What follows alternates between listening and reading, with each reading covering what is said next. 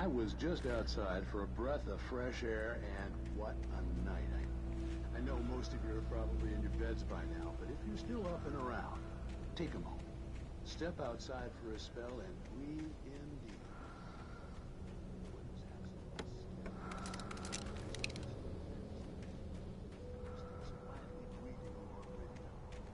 Listeners know I'm a night owl, and it's on nights like this I wish I wasn't cooped up in the studio.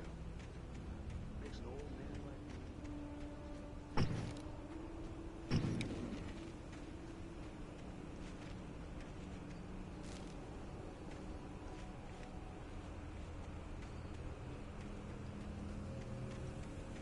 The gas station was closer now, its light welcoming in the darkness.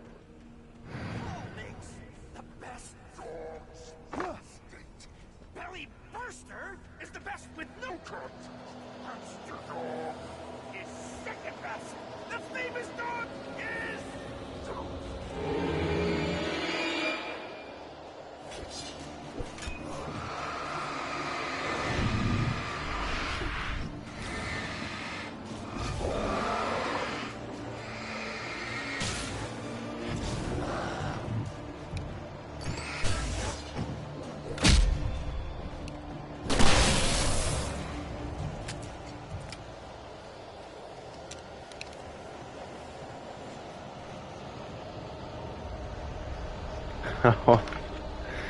Без снега, блядь.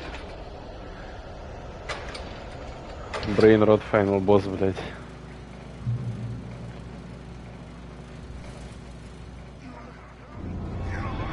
Ой, бля. Блядь, мама.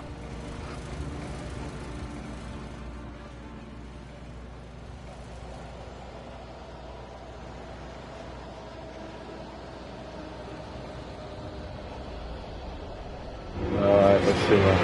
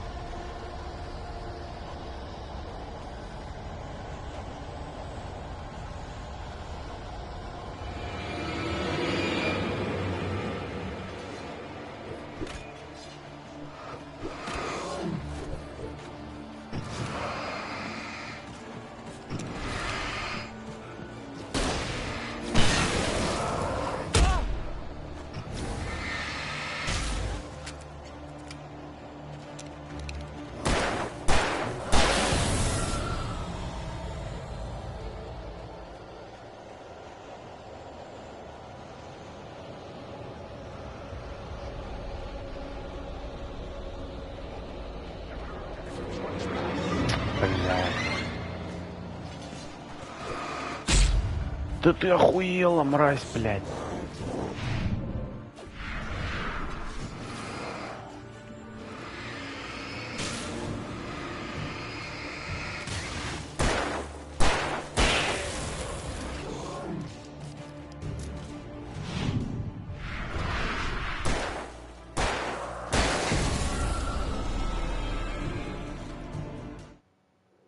I stepped into the gas station's garage. It was dark and quiet. The place was a mess. It looked like someone trashed the place or that there'd been some kind of fight. Light spilled into the room through an open door at the back, and I made my way toward it. Without any warning, I was blinded by a bright light. An old portable TV on the shelf had come alive by itself. Impossibly, I could see myself on the screen, talking like a madman.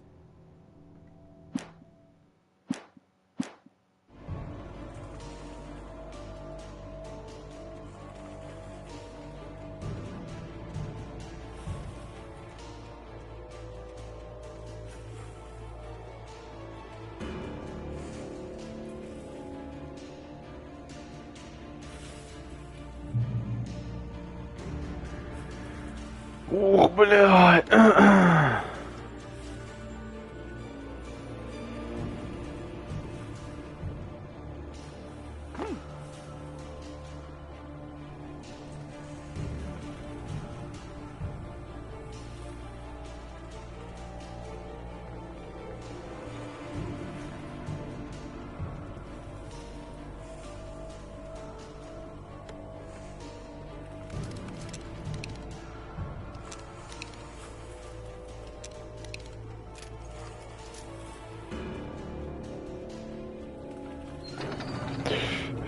Опять дурь.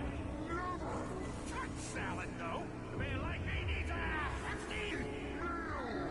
That's for the day.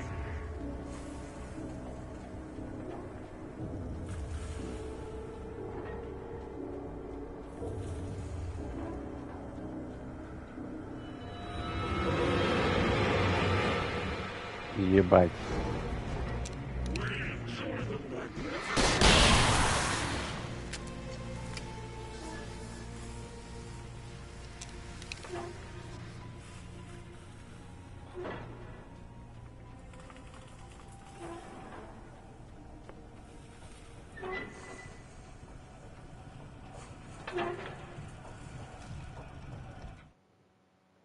The cabin on Cauldron Lake? She asked. The sheriff looked at me suspiciously. The early morning light flooded through the office windows. I would probably never have gotten out of the woods alive without her help. But I couldn't tell her the truth of what I'd faced the previous night. She'd think I was lying or crazy. She'd lock me up, and she wouldn't help me find Alice.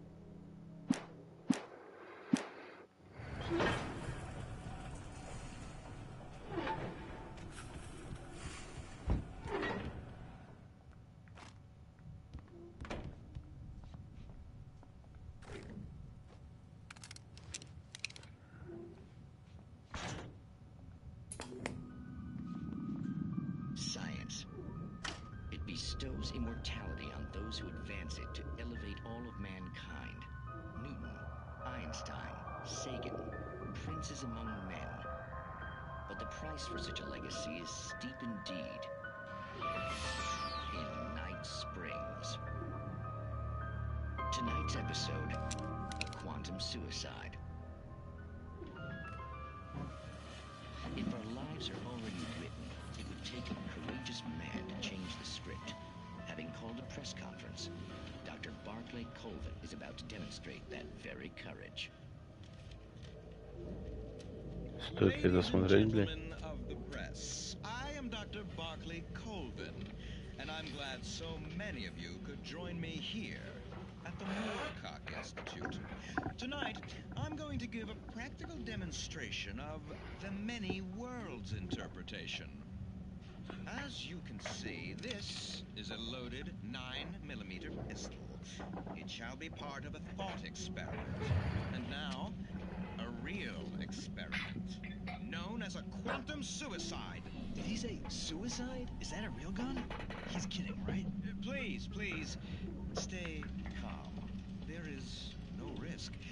Observe what occurs when I place the weapon against my own forehead. Now, you might think this round is merely a dud.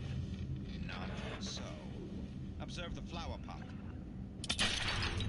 And yet, I myself cannot be harmed with this gun. With each pull of the trigger, two new realities branch off. One in which the weapon didn't fire, and one where it did. With my machine here, I have ensured that this reality is always the former. I have bestowed upon myself quantum immortality. Under no circumstances can this gun kill me. So wait. What you're saying is that every time you pull the trigger, in another reality, you die? Yes, of course, but that's completely trivial. There's an infinite number of things that could happen at any moment, and they always do happen somewhere. The point is, this one thing did not happen here. You're insane, Colvin. Insane? Insane? Hey, was this thing supposed to be plugged in? I stumbled on it. You fools! Gain Ой. quantum immortality.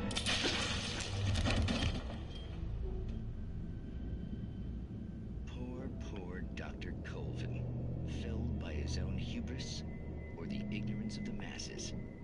Perhaps he should have left the crate unopened, the decaying atom unobserved. Curiosity often kills the cat. In Night Springs. Блядь, что за хуйня? Сука.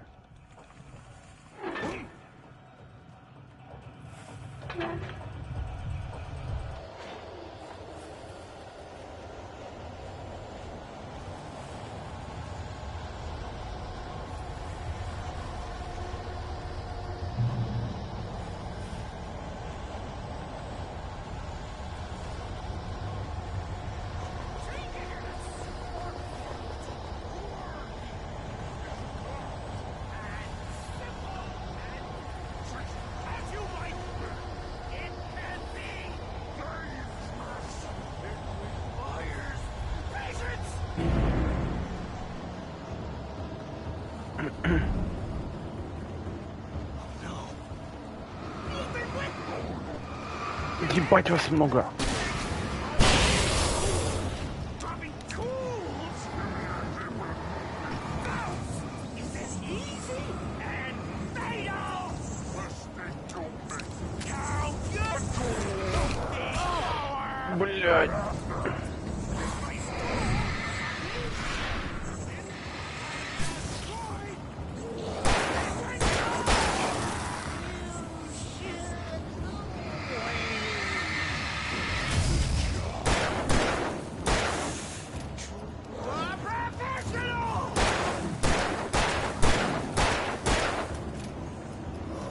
Да пидор, сдохни, блядь.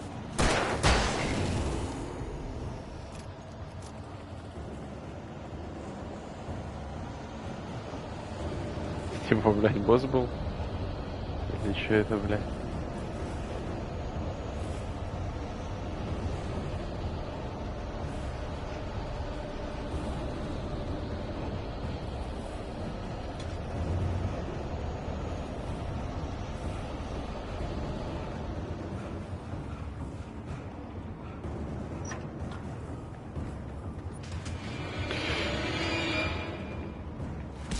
Да ты долбоёб, блядь, ну я ж уклонился.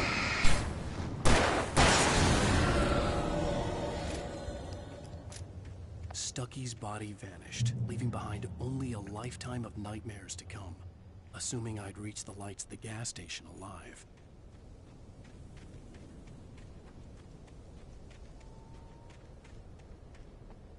I recognized the parade float I had seen in Bright Falls when I first arrived with Alice.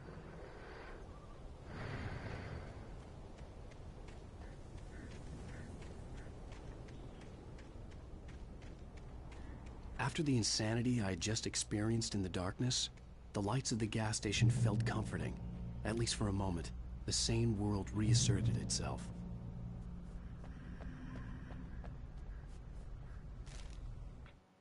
Stucky spat on the garage floor and tried to shake the cobwebs from his head. Ever since the couple never showed to pick up the keys, things had been fuzzy. Something, a feeling caught his attention. Stucky looked up and stared as his brain tried in vain to process the horror before him. He stumbled back, knocking over a can of oil. A black pool spread across the floor while he struggled for a brief moment, then let go as the unrelenting darkness engulfed him.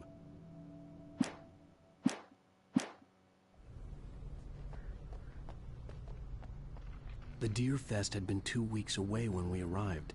If the day count on the banner was right, I was missing a whole week between the night we got here and now.